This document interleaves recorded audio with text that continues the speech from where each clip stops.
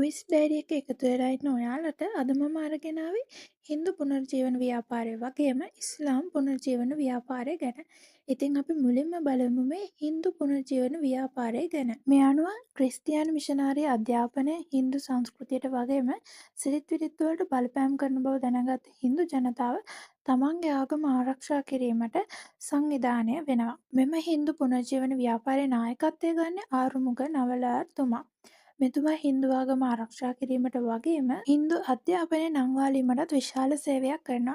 යාපනයේ පාසල් ආරම්භ කළා වගේම හින්දු ජනතාව අතර ආගමික හා සංස්කෘතික ප්‍රබෝධයක් ඇති කිරීමට මෙතුමා දායක වෙනවා. ආරුමුග නවලරතුමාගේ සේවාවන් අතර 1897 දී යාපනයේ ඉංග්‍රීසි පාසලක් ආරම්භ කිරීම, පසු කාලයේදී මෙය යාපනයේ හින්දු විද්‍යාලය විදිහට ප්‍රසිද්ධ වුණා වගේම තමයි 1853 දී ශෛව පරිපාලන සභාව ආරම්භ කරනවා.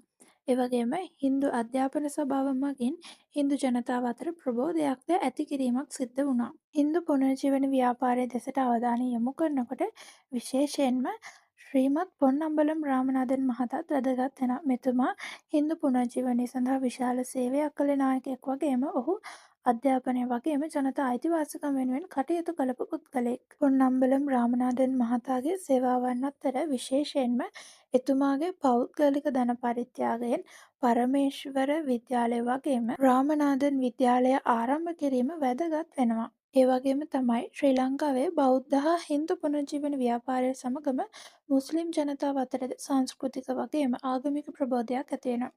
මෙම ඉස්ලාම් පුනර්ජීවන ව්‍යාපාරයේ ප්‍රධාන නායකයා වෙන්නේ එම්.සී. සිද්දිරෙබ්බ මහතා.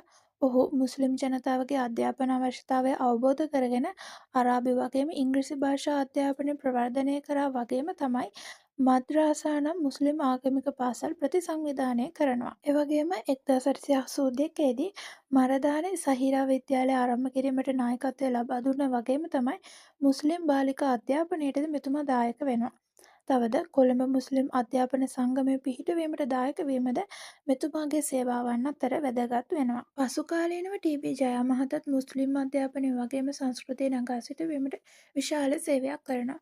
මෙතුමා සහිරා විද්‍යාලය සංවර්ධනය කරා වගේම තමයි මුස්ලිම් ජනතාවගේ අධ්‍යාපන ප්‍රගතිය සඳහා දේශපාලන මට්ටමින්ද කටයුතු කරනවා.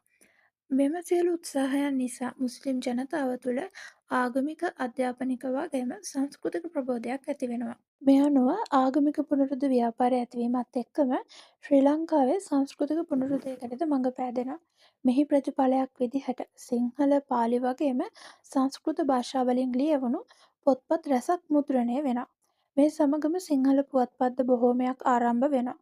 මේ සියල්ල හරහා රට තුළ භාෂාව, ආගම වගේම සංස්කෘතිය පිළිබඳ අවබෝධය වගේම ප්‍රබෝධය තවදුරටත් වැඩි වෙන්න හේතුවක් වුණා. මේ විදිහට ආරම්භ වුණු පුවත්පත් අතර ලක්මිණී පහන, ලක්මිණී කිරණ, අරුණෝදය වගේම ඥානාර්ථ ප්‍රදීපය පුවත්පත වගේම සරසවි සතරැස පුවත්පත ආරම්භ වීම, සිංහල ජාතිය පුවත්පත පියදාස සිරිසේන මහතා විසින් ආරම්භ කිරීම, දිනමින පුවත්පත ඩී.ආර්. විජයවර්ධන මහතා විසින් ප්‍රකාශයට පත් කිරීම මෙහිදී වැදගත් වෙනවා. මම හිතනවා ඔයාලට දැන් ආගමික හා සංස්කෘතික පුනර්ජීවන ව්‍යාපාරය ගැන දාලා අවබෝධයක් ලැබෙන්න ඇති කියලා. ඊළඟ වීඩියෝ එකෙන් මම කතා කරන්න බලාපොරොත්තු වෙන්නේ නිදහස ලැබීමෙන් පස්සේ මෙරට අධ්‍යාපනය ගැන.